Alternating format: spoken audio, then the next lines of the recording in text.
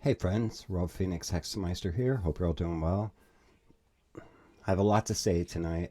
So this message is for, I don't know, anybody who cares to listen, but I guess mostly directed toward people who have an interest in picking up a folk magic tradition or like witchcraft or whatever, powwow. Um,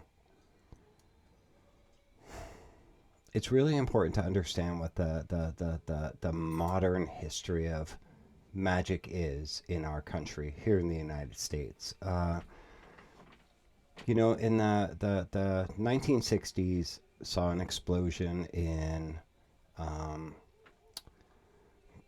like the Gerald Gardner work, and you can understand why, because it was like the big hippie feminist movement that carried through the 70s, and it was women seeking more empowerment, like in the workplace, in the home, in their personal lives. And so you can understand how this idea of this like witchcraft was appealing. Um, Now, this discussion is not taking into account existing traditions that have lasted for however long within certain cultural areas like Pennsylvania German powwow, hoodoo, that sort of thing.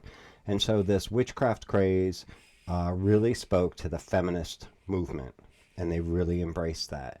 And it was, the 70s were a weird time in the United States. There wasn't like LGBTQ. It was like the homosexuals. And they found their home within the artsy communities, the artistic communities, especially in the larger cities. And so when witchcraft became something appealing to them because it was rebellious, it was where they felt empowered and they were told that they have power. The 1980s really saw sort of a trend towards putting that more in individual hands, because the 60s and 70s really saw a lot of like traditional magic, witchcraft. So you had to be initiated. You had to know somebody who knew somebody who knew somebody to get involved in a coven. And the 1980s really saw a movement more towards the individual. So it was like, you can do this magic at home. And so you see a lot of like the Anna Riva books and such, where they were like, hey, here's some old hoodoo stuff and voodoo stuff and Pennsylvania Dutch powwow stuff and witchcraft stuff. And you could do this at home. You just need these supplies.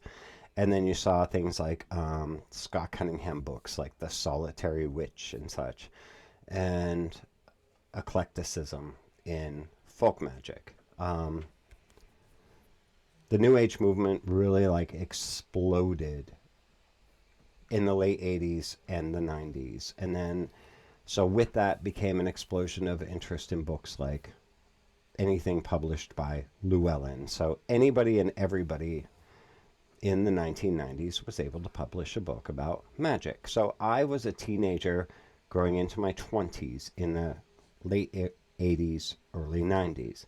All I had for magic when I was a kid was like the Anna Riva stuff that I talk about.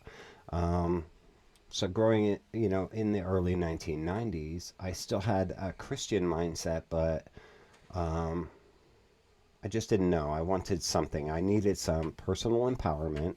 Um,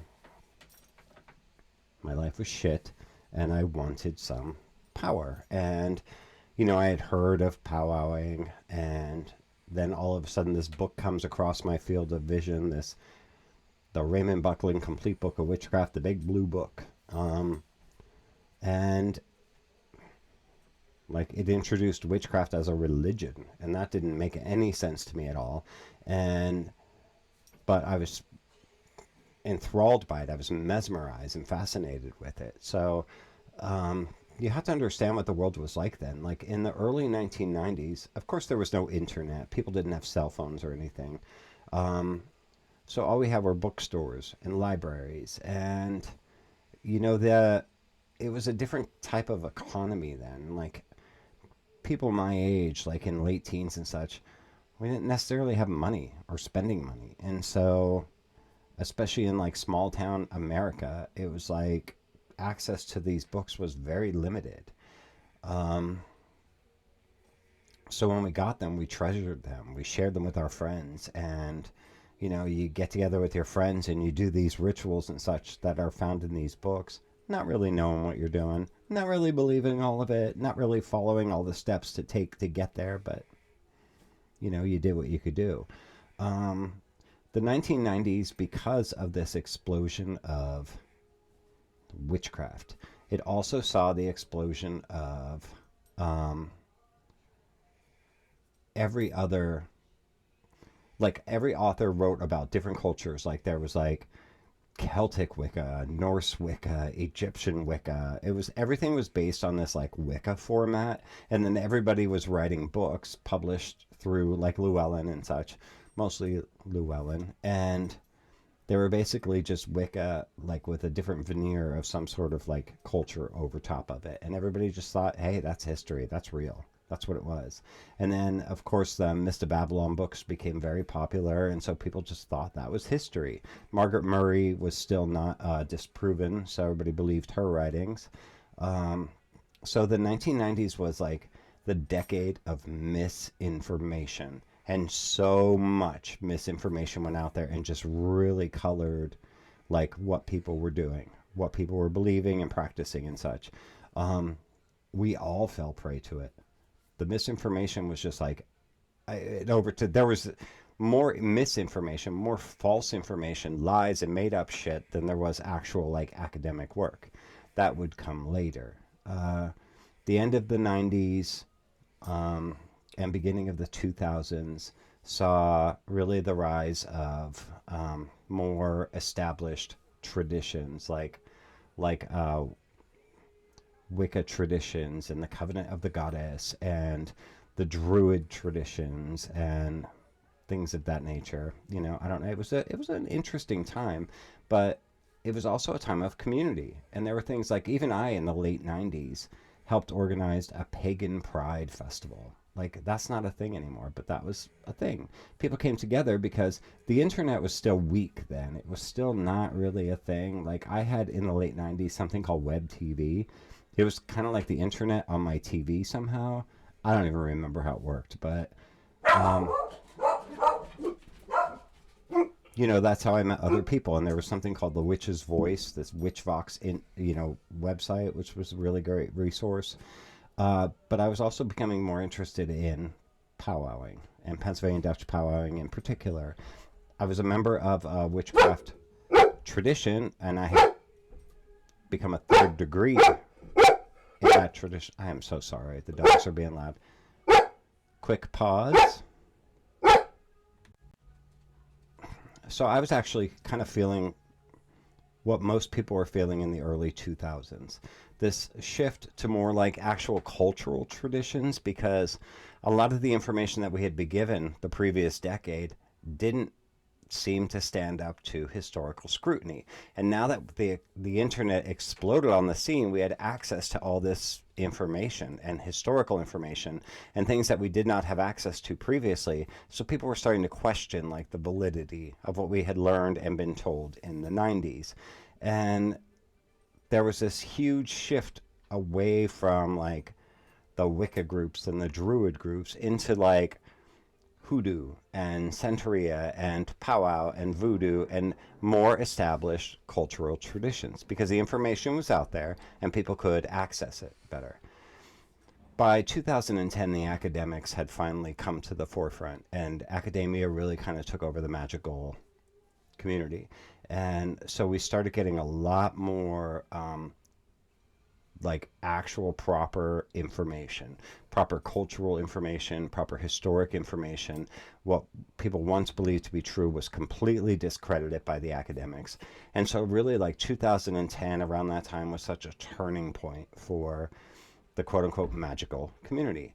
And that's where people like me came in and started speaking out like as proper practitioners of a certain tradition. There you'll still see a few hangers on to the old 90s vibe where they want to take like a culture tradition like Braucherei and turn it into some sort of neo-pagan Germanic nonsense. But that's not that's the exception rather than the norm. Those kinds of things have lost popularity because they died out in the 90s, and there are still a few remnants hanging on to whatever, but those glory days of Llewellyn books are done. And I'm a Llewellyn author, so I throw myself into that mix as well, because I put out stuff in the past that wasn't right.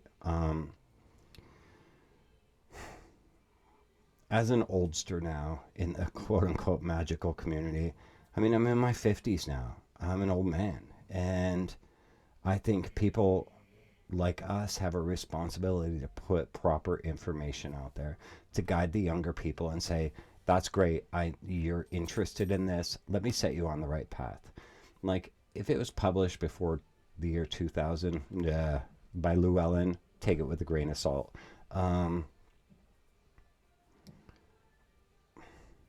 My advice is start with the academia first. Start with the history of the culture that nourished the practice and grew the tradition. Start there. Like, us oldsters in the community, I mean, there is a great responsibility for us to pass things on. And if we're passing on something we created on our own, then we need to say, I created this on my own. We need to be honest. We need to say, you know what? This has historically never been a part of this tradition, because the trend has shifted away from like Wicca. I think Wicca had a very short heyday, and it's passing away. It's going back into obscurity, which is fine with me. In favor of more culturally appropriate traditions. And I think that's more important, because those are the lasting ones. Those are the ones that have survived the test of time. And so a tradition like Powwow, like, there are a lot of things that I have incorporated from my days in the 90s as a witch in the 90s and a neo-pagan and a Wiccan. I learned a lot of really cool things, and I incorporate a lot of that into my personal work. But when I'm teaching Powwow for Powwow's sake, I keep that crap out of it, because that's not part of it. And if I'm putting something out to the public that I've created myself or brought from a different tradition, I state that this is not historical or traditional Brockerai. And I think that's really important. There's a lot of people doing that now, and I really appreciate that. So just speaking out to the people who are new to the practice, a life of magic is fantastic. Incorporating this into your life is amazing. It helps you connect with God. It helps you connect with your culture. It helps you connect with like the inherent power that we all have. And it helps you see that the world is a much more magical, interesting place than just our mundane lives will teach us. I absolutely recommend you take a deep dive into it.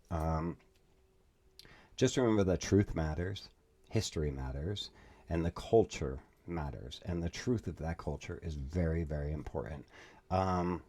So if you see an author or somebody making stuff up just for the sake of whatever, I don't know, making a couple of bucks or whatever, do your own research. Seek out whatever culture you come from if you're interested in that culture's folk magic, because every culture has their own tradition already. There's no reason to make anything up. I remember a lot of those people who talked about that, the world was the mist of Avalon and the big bad Christians came through and wiped it all out, and now it's a resurgence. That's actually not true. That's not true. The world is a lot more nuanced than that. History is more nuanced than that, and people are more complex than that. So stick with your ancestry. This is my personal advice. Stick with your ancestry, stick with your culture, and stick with the proper history of that culture and that ancestry. And that's where you're going to find your true power. So I don't know. Hopefully this was helpful to somebody, but I mean, my life has been very interesting, and the magical community is not the same as it was in the 90s. I mean, those were wild times. The world was wild. It was fun. It was crazy, but it was full of a bunch of bullshit. So, in the 2000s, like, those of us that are actually true to our traditions have spent several decades cleaning up the mess created in the 90s. So I say a lot of things in these YouTube videos, and I talk a lot about crazy things and witcheries and devilry and all this stuff. But when I'm talking about true historical Pennsylvania Dutch Powwow, you can trust the information that I'm sharing. So that's it. Hopefully this was helpful to somebody. One of my longer videos. Sorry about that, but I love you guys very much. Thank you for sticking with me through the years, and let's hope for, I don't know, 10 more years. That's it. God bless you guys. Love you all, and we'll talk again really soon.